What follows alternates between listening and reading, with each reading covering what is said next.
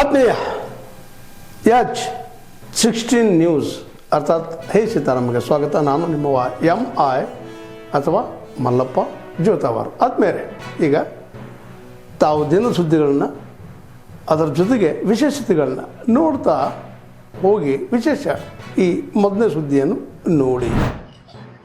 ಮೊನ್ನೆ ರಾತ್ರಿ ಸುಮಾರು 9:30 ಗಂಟೆ ಸಮಯದಲ್ಲಿ ಫೈರೋಜ್ ಪಠಾಣ್ ಒಬ್ಬ 32 ವರ್ಷದ ಯುವಕನಿಗೆ ಅವನ ಮನೆಗೆ ನುಗ್ಗಿದಂತ ಹಲ್ಲೆ ಮಾಡಿದ್ರು. ಅದರಿಂದ ಅವರು ಮೃತ ಹೊಂದಿದ್ರು.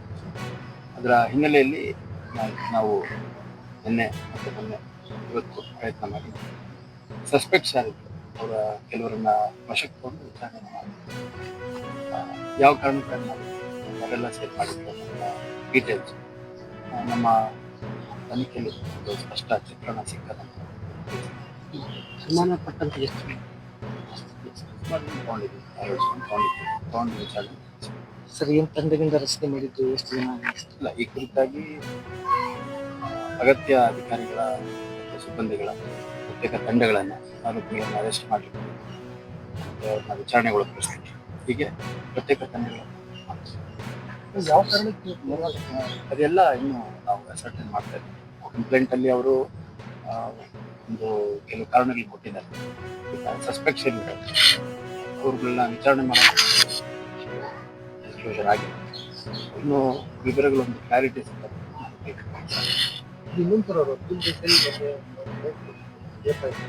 ನಮಗೆ ಆ ತಿಂಗಳಲ್ಲಿ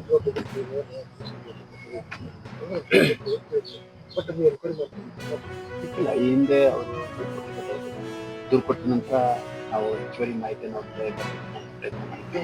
ಮುಂದುವರೆದು ಅವ್ರು ಕೊಟ್ಟಂತ ಕೆಲವು ಸಾಕ್ಷಿಗಳು ಅದರ ಹಿನ್ನೆಲೆಯಲ್ಲಿ ಅದರಲ್ಲಿ ಗಾಂಜಾ ಸೇವನೆ ಮಾಡುವಂಥದ್ದು ಕಂಡಿದೆ. ಹಿನ್ನೆಲೆಯಲ್ಲಿ ಒಂದು ಗಾಂಜಾ ಕನ್ಸಂಪ್ಷನ್ ಕೇಸ್ ಮಾಡಿದ್ರು. ಮತ್ತೆ ಅವರು ಹೆಚ್ಚುವರಿ ಮಾಹಿತಿಯನ್ನು ಏನು ಕೊಟ್ಟಿದ್ರು ಅದರ ಆಧಾರದ ಮೇಲೆ ನಮಗೇನು ವಿಷಯ ಕಂಡು ಬಂತು ಆ ಪ್ರಕಾರ ನಾವು ಕಾನೂನು ತಗೊಂಡಿದ್ವಿ.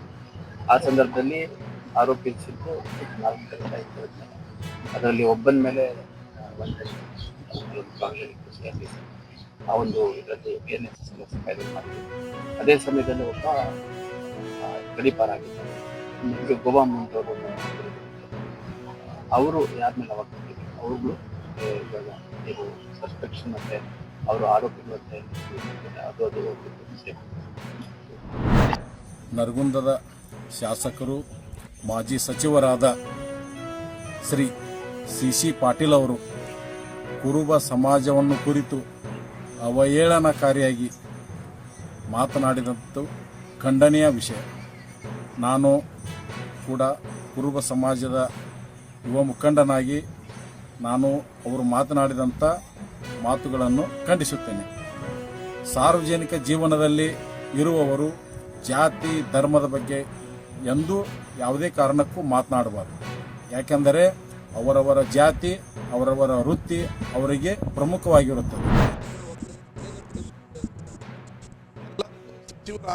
ಆಸೆ, ಅದರಲ್ಲೂ ಭಾಳಷ್ಟು ಸೀನಿಯರ್ಗಳು 3 ಸರಿ 4 ಸರಿ ಗೆದ್ದಿದ್ರು. ಮಂತ್ರಿ ಕೊಡಿ ಅಂತೇಳಿ ಇವತ್ತು ಡೆಲ್ಲಿಗೆ ಹೋಗ್ತಾ ಇದ್ದಾರೆ ಅಂತ ನಮ್ಮ ಮಾಧ್ಯಮಗಳಲ್ಲಿ ನೋಡಿದ್ದೀನಿ. ಅವ್ರಿಗೂ ಒಳ್ಳೆಯದಾಗಲಿ, ಎಲ್ರಿಗೂ ಸಿಗಲಿ, ಮಂತ್ರಿಗಿರಿ ಸಿಕ್ಕಿ ಅವರು ಕೂಡ ರಾಜ್ಯದ ಸೇವೆ ಹೇಳಿ ನಾನು ಬಯಸ್ತೀನಿ. ಸಫಲ ಆಗಲಿಲ್ಲ ಆಗ್ತಾರೆ, ಅದನ್ನೆಲ್ಲ ಕೇಂದ್ರ ಹೈಕಮಾಂಡ್ ಬಿಟ್ಟಿದ್ದು ಮುಖ್ಯಮಂತ್ರಿಗಳು ಆದಾಗ ನಾನು ಆಗಬೇಕು ಅಂತೇಳಿ ಒಂದು 20 ಜನ ಹೋಗ್ತಾ ಇದ್ದಾರೆ ಅಂತ ಟಿವಿಗಳಲ್ಲಿ ನೋಡಿ. ಅವ್ರಿಗೆ ಒಳ್ಳೇದಾಗಲಿ, ಸಿಗಲಿ ಎಲ್ಲರಿಗೂ. ಅಲ್ಲ, ಅದರಲ್ಲಿ ನಿಲುವಲ್ಲಿ ಏನು ಬದಲಾವಣೆ ಇಲ್ಲ. ಮೊನ್ನೆ ನಾವು ಕೂಡ 38 ಜನ ಪತ್ರ ಕೊಟ್ಟಿದ್ದೀವಿ. 5 ಜನ ಹೊಸಬರಿಗೆ ಯಾರಿಗಾದರೂ ಆಗಲಿ, ನನಗೆ ಬೇಡ ಅಂತ ಹೇಳಿದ್ದೀನಿ ಅವತ್ತೇ, ಯಾರಿಗಾದರೂ ಆಗಲಿ ಮಂತ್ರಿ ಕೊಡಲಿ ಹೊಸಬರಿಗೆ ಅಂತ. ಆದರೆ ಆ ನಿಲುವಿನಲ್ಲಿ ಏನು ಬದಲಾವಣೆ ಇಲ್ಲ. ನಾವು ಕೂಡ ಎಲ್ಲ ಚರ್ಚೆ ಮಾಡಿ ಮುಂದೆ ಏನು ಮಾಡಬೇಕು, ಯಾರನ್ನ ಈಗ ಆಲ್ರೆಡಿ ಒಂದು ಸರಿ ರಾಜ್ಯಾಧ್ಯಕ್ಷರು ಮೀಟ್ ಆಗಿದ್ದೀವಿ. ಸೆಷನ್ ಟೈಮಲ್ಲಿ ಮುಖ್ಯಮಂತ್ರಿಗಳನ್ನ ಭೇಟಿ ಮಾಡೋದಿತ್ತು, ಅವತ್ತು ಆಗಲಿಲ್ಲ. ಈ ಮುಖ್ಯಮಂತ್ರಿಗಳನ್ನ ಭೇಟಿ ಮಾಡ್ತೀವಿ ನಾವೆಲ್ಲ ಸೇರಿ. ಆಮೇಲೆ ನೋಡೋಣ ಇನ್ನೇನೇನು ಮಾಡ್ಬೋದು. ಕೆಲವ್ರನ್ನ ಬದಲಾವಣೆ ಮಾಡಿ ಹೊಸಬ್ರು ಕೊಡೋದು ಒಳ್ಳೆಯದು.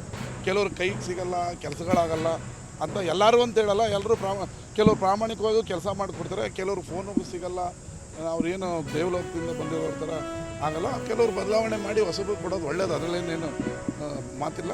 ಬಟ್ ಅದೆಲ್ಲ ಮಿಕ್ಕಿದ್ದು ಮುಖ್ಯಮಂತ್ರಿಗಳೇ ಮತ್ತು ಹೈಕಮಾಂಡ್ ಬಿಟ್ಟು ವಿಚಾರ. ಅವರು ಸೀನಿಯರ್ ಇದ್ದಾರಲ್ವಾ, ಬಾಬಣ್ಣನೋ ನರೇಂದ್ರಣ್ಣನೋ.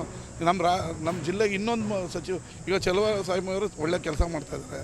ಅವರಿಬ್ಬರಲ್ಲಿ ಒಬ್ರಿಗೆ ಇನ್ನೊಂದು ಇಲ್ಲ, ಇಬ್ರಿಗೂ ಸಿಕ್ಕಿದ್ರು ಇನ್ನೂ ಖುಷಿ ಬಂಪರು. ಇಲ್ಲ ಇಬ್ಬರಲ್ಲಿ ಒಬ್ಬರು ಸಿಕ್ಕಿದ್ರು ಚೆನ್ನಾಗಾಗಲಿ. ಬಾಬಣ್ಣನೂ ಒಳ್ಳೆ ಕೆಲಸಗಾರರು. ಅವರು ಈಗ ಚೆಸ್ ಕಾಮಲ್ಲಿ ಒಳ್ಳೆ ಕೆಲಸ ಮಾಡಿದ್ದಾರೆ. ನಮಗೆಲ್ಲ ಲೈಟ್ ಕಂಬಗಳು DC ಗಳೆಲ್ಲ ಕೊಟ್ಟಿದ್ದಾರೆ. ಅವ್ರಿಗಾದರೂ ಓಕೆ. ಇಲ್ಲ ದಲಿತ ಕೋಟದಲ್ಲಿ ನರೇಂದ್ರ ಸ್ವಾಮಿ ಅವ್ರಿಗಾದ್ರೆ ಇನ್ನೊಂದು ಮಂತ್ರಿಗಿರಿ ಸಿಕ್ಕರೆ ಭಾಳ ಖುಷಿ. 38 ಜನರ ನಮ್ಮ ಬೇಡಿಕೆಯಲ್ಲಿ ಯಾವುದೇ ಬದಲಾವಣೆ ಇಲ್ಲ. ನಾವು 38 ಜನ ಒಗ್ಗಟ್ಟಾಗಿದ್ದೀವಿ. ಹೊಸಬರಿಗೆ ಮಂತ್ರಿಗಿರಿ 5 ಜನಕ್ಕೆ ಕೊಡಿ ಅಂತ ಕೇಳಿದ್ದೀವಿ. ಈಗಲೂ ಕೇಳ್ತೀವಿ, ನಾಳೆನೂ ಕೇಳ್ತೀವಿ. ಕೇಳೋದ್ರಲ್ಲೇನು ತಪ್ಪಿಲ್ಲ, ಕೇಳ್ತೀವಿ. ಅದು ನೋಡೋಣ. ಅದೆಲ್ಲ ನಾವು 38 ಜನಕ್ಕೂ ಚರ್ಚೆ ಮಾಡ್ತೀವಿ. ನಾವು ಸುಮ್ಮನೆ ಏಕಾಏಕಿ ಘೋಷಣೆ ಮಾಡೋಕ್ಕಾಗಲ್ಲ. ಟೈಮ್ ಫುಲ್ ರೈಸ್ ಏನಾಯ್ತಂದ್ರೆ ನಿಮ್ಮ ಕಡೆ ಸರ್ಕಾರಕ್ಕೆ ವಸ್ತುಸ್ಥಿತಿ ಅನ್ನೋದು ಇರಲ್ಲ. ಅದಕ್ಕೆ ಆ್ಯಕ್ಚುಲಿ ಯಾವ ಜಮೀನಲ್ಲಿ ಹೋಗ್ತಾ ಇದೆ, ಗ್ರಾಮಸ್ಥರಿಗೆ ಏನು ತೊಂದರೆ ಆಗ್ತದೆ, ಪ್ರಜೆಗೆ ಏನು ತೊಂದರೆ ಆಗ್ತದೆ ಪ್ರಾಜೆಕ್ಟ್ ಹೇಳೋಕ್ಕೇ ಅವ್ನು ಸರ್ಕಾರ 100% ಗ್ರಾಮಸ್ಥರಿಗೆ ಮತ್ತೆ ಬರ್ಡ್ ಸೆಂಚುರಿಗೆ ಎಲ್ಲದಕ್ಕೂ ತೊಂದರೆ ಆಗುತ್ತೆ ಸರ್. ನೀವು ಈವ್ನಿಂಗ್ ಟೈಮು ಮಾರ್ನಿಂಗ್ ಟೈಮ್ ಬಂದ್ಬಿಟ್ರೆ ಇನ್ಸ್ಪೆಕ್ಷನ್ ಹೋಗಿ ಏನೇ ಇದೇ ಬರುತ್ತೆ. ಸರ್ ಇನ್ನೂ ಒಂದು ಸರ್ಕಾರನೇ ಒಂದು ರಿಫ್ಲೆಕ್ಷನ್ ಮಾಡಿದೆ. ಪಕ್ಷಿವಾದದಿಂದ ಇವಾಗ ಇಲ್ಲೇ ಬರ್ತಾಯ್ತಲ್ಲ ನೋಡಿ, ಪಕ್ಷಿವಾದದಿಂದ ಇದು ಏನಾರ ಮುಂದಿನ ದಿನಗಳು ಸರ್ಕಾರದಿಂದ ಒಂದು ಡಿಕ್ಲೈನ್ ಅಂತ ಮಾಡಬೇಕು, ಅಚೀವ್ಮೆಂಟ್ ಪಾರ್ಕ್ ಅಂತ ಒಂದು ಸರ್ಕಾರದಲ್ಲಿ ನಡೀತೈತೆ. ಅದೇನಾದ್ರೆ ಈ ಭಾಗನೇ ರಸ್ತೆ ಹೋಗೋದು, ಅದು ಒಂದು ತಯಾರಿ ನಡೆದೈತೆ. ನಕಾಶೆ ತಯಾರಿ ನಡೆದಿದೆ. ಯಾವಾಗ ಹಿಂದೆ ಇದ್ದಂಥ ಸರ್ಕಾರದಲ್ಲಿ ಪ್ರವಾಸೋದ್ಯಮ ಇಲಾಖೆದಲ್ಲೂ ನಡೆದೈತೆ.